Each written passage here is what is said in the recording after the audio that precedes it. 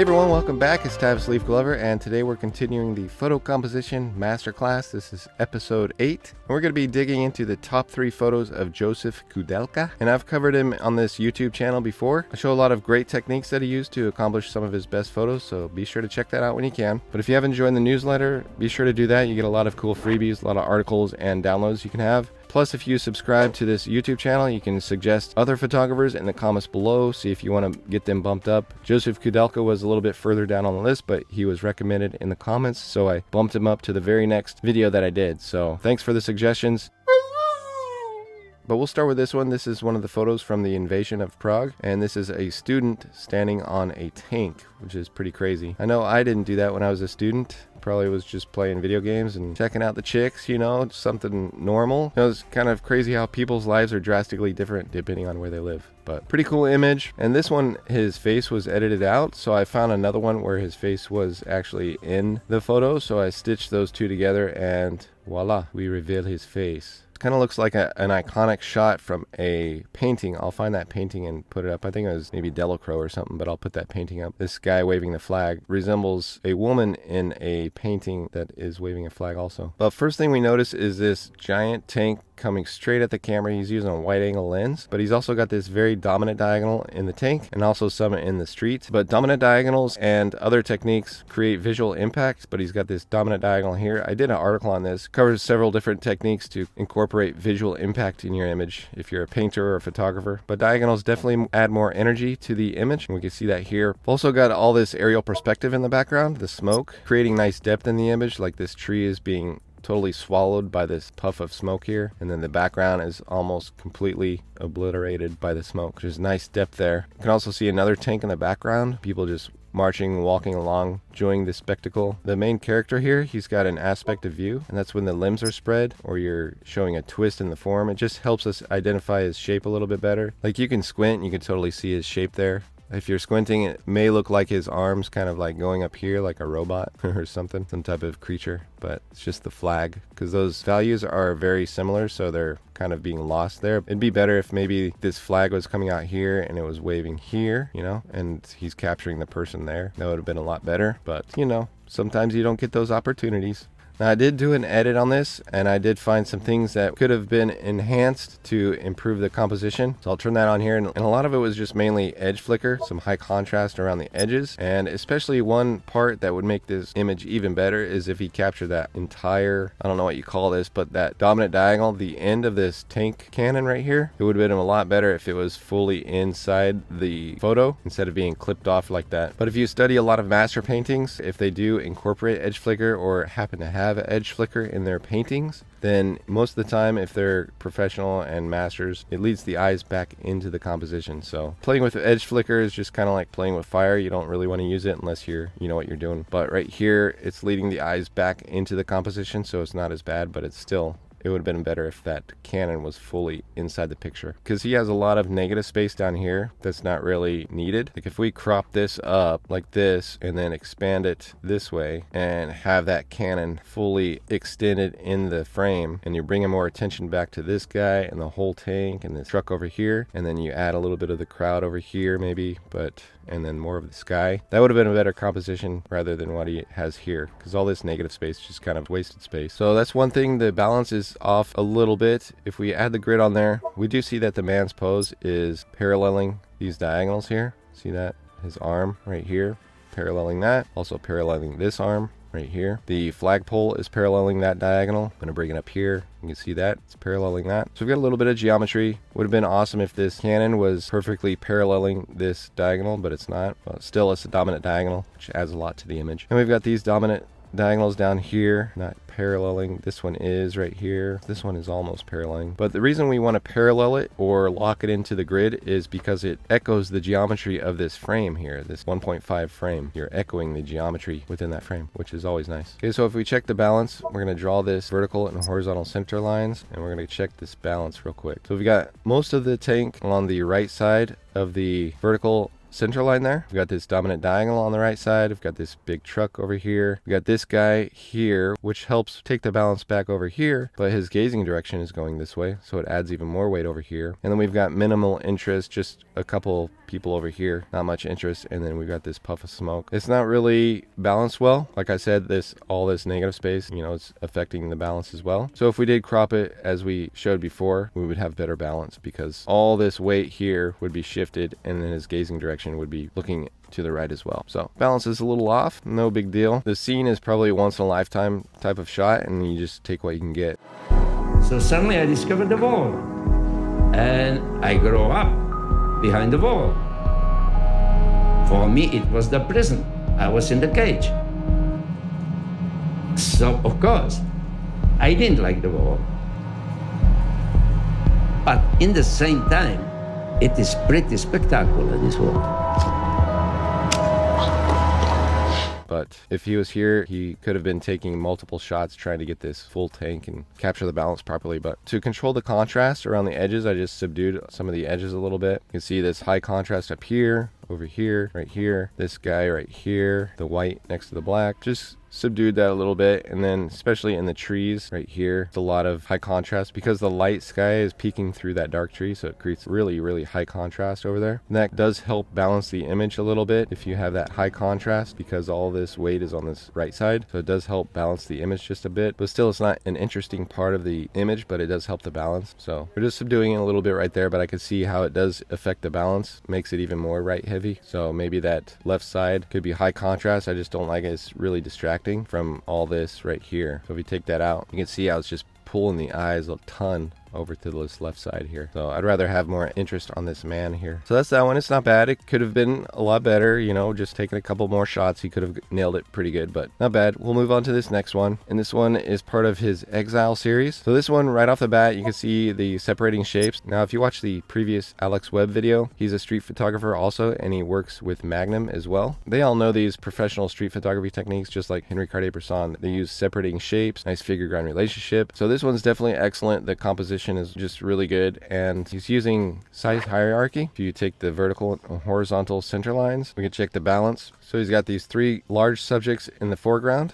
and then the size hierarchy, we have these smaller subjects in the background. Nice depth there with the size, but he's balancing from left to right also, because we've got the large subjects balanced from the vertical center line, and then this guy's right in the middle, kind of like the fulcrum of the image. We've got the gazing direction. So if we take that vertical center line, we have a lot more weight on this right side, the visual weight, because we have 1.5 guys on this side, large subjects, and then these people as well, compared to this one guy on the left. So what helps balance that is the gazing direction. So we turn this off, we can see that the gazing direction of this guy is going to the left, so is this guy. So that helps balance, that adds more visual weight to this side. So we've got really nice balance in this one. And we've also got these repeating diagonals, kind of nice in here. They're not exact diagonals, but we do have repeating diagonals, and we have a repeating pose, like this one, his hands folded over that hand, and then this one, his hands fold over that hand. Not sure why they're kneeling on these hard rocks. I know I would probably need a cane if I was leaning on these hard rocks all day. It's a pilgrimage in Ireland. That's what the photo is supposed to be. Now, Chris, it's important you learn about your Irish heritage.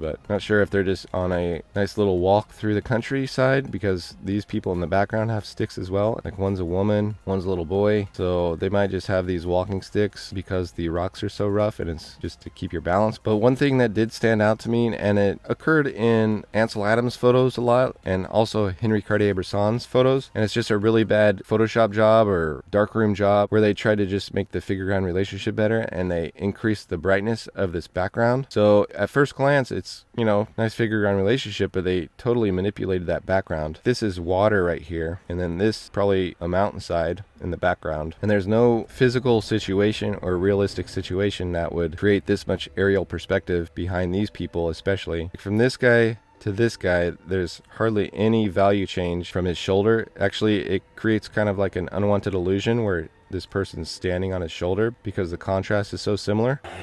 My shoulder angel. Don't listen to that guy. He's trying to lead you down the path of righteousness. So if we back up here, and if these people weren't in the scene, it would kind of look like someone's standing on his shoulder.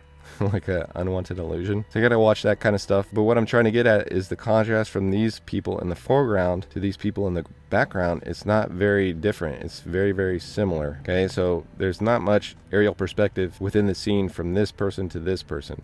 But from this person to, you know, a couple feet in front of them, the water, it's very, very different. So that tells our mind that there's a lot of aerial perspective within just a couple of feet from these people. So they manipulated the background to make these guys in the foreground stand out a little bit better. And they did a pretty bad job of it because it looks unrealistic.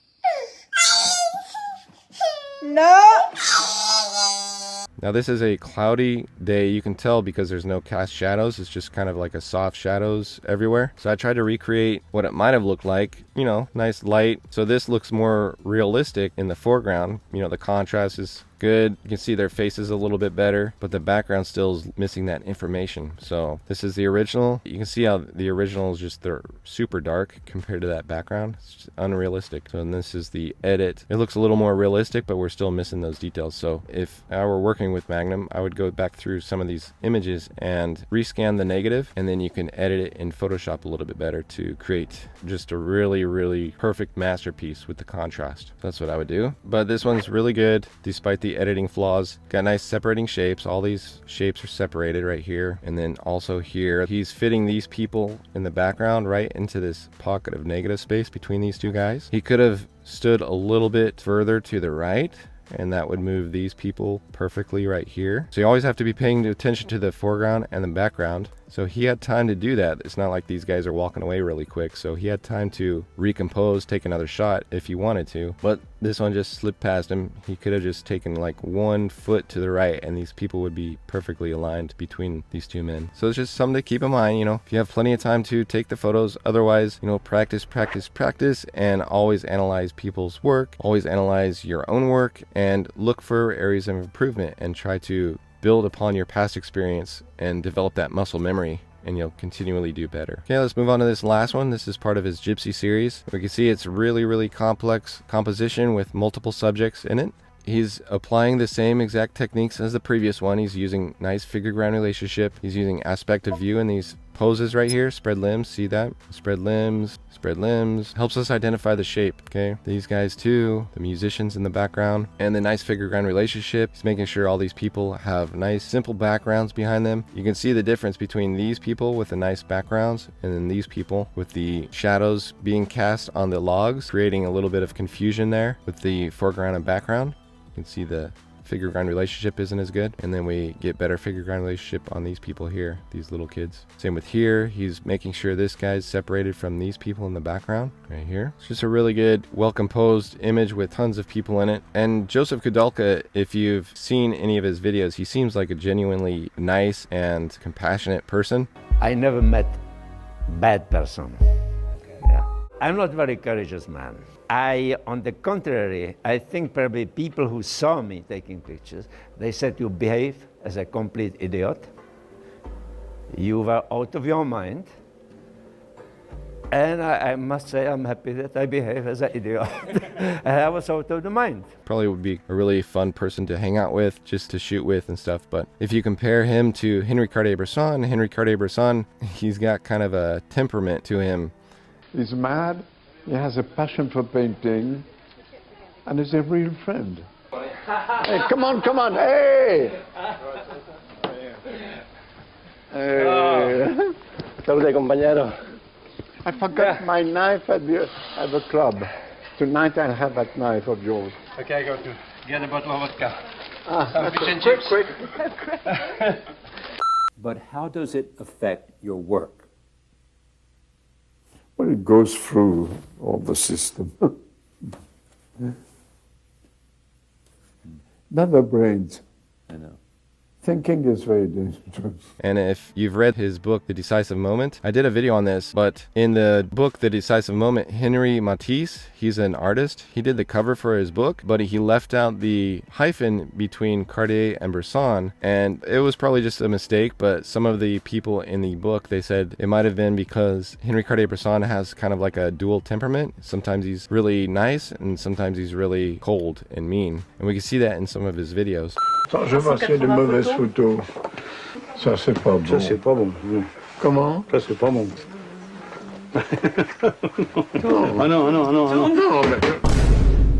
So you see yourself simply as an artist? I'm just a human being. Anybody sensitive is an artist. What's all this?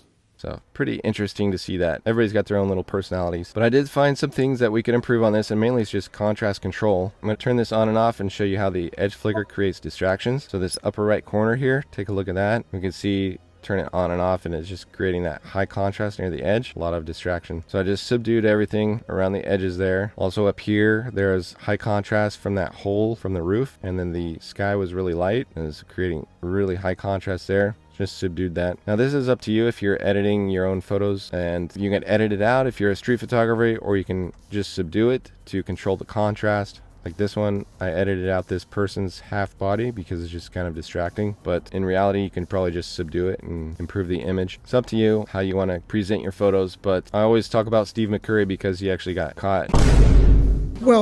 And he got busted editing things out of his photos when he's supposed to be presenting it as documentary style. But I think he's more of like a fine art kind of documentary style. And a lot of his images are really, really nice. And if that's because Photoshop, fine. But I mean, if he's not stitching two photos together, he's just editing some things out, that's fine. Because overall, his compositions are really good. So let's check the balance on this, bring in the grid here, and I'm going to draw that vertical and horizontal center line. And I hope you're doing this in your own art now. Now that you've seen a few of these episodes, the balance is really important, and it's that vertical center line that creates the fulcrum of your image. So you got to balance the visual weight from left to right. So right here we do have a little bit more weight on the left side. We've got all these individuals, this guy, and then this group of people, plus the structure here. And then on this side we have just these women, and then the structure here, which is large, but it's got a lot of negative space here in the lower right. Might have been better balanced if some of these kids right here were over here and helping the balance there. And I thought it maybe was interesting that he mostly separated the men and the children over here and then the women over here. Not sure if he was meaning to do that on purpose, because I do see a couple girls on this side. This one, this one, this one. Would have been interesting to see if he actually put them over here. That would help the balance, and then that would create a little story like, you know, men and then women. Women with all the children and then men with the musical instruments. Would have been an interesting story. But you know, sometimes you miss those things when you're in the moment. The stories can't always be seen until later. Now when we turn the grid on, we can see some of these poses. One reason why it's great to have an aspect of view and to pose your subjects like this is because you can create that hidden rhythm. That's called gamut, and we can see this arm here. If we move the grid over, it's paralleling that grid perfectly. So this all echoes the geometry within the frame.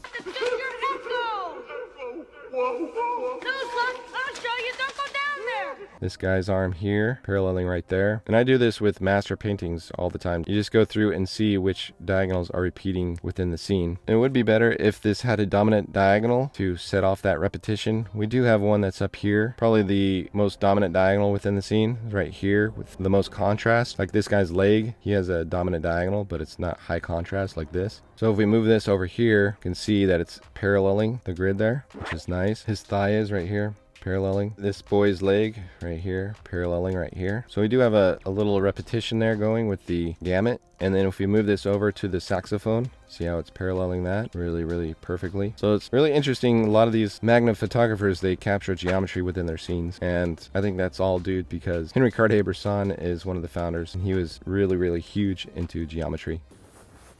Composition for you. Geometry Geometry. has to be cultivated.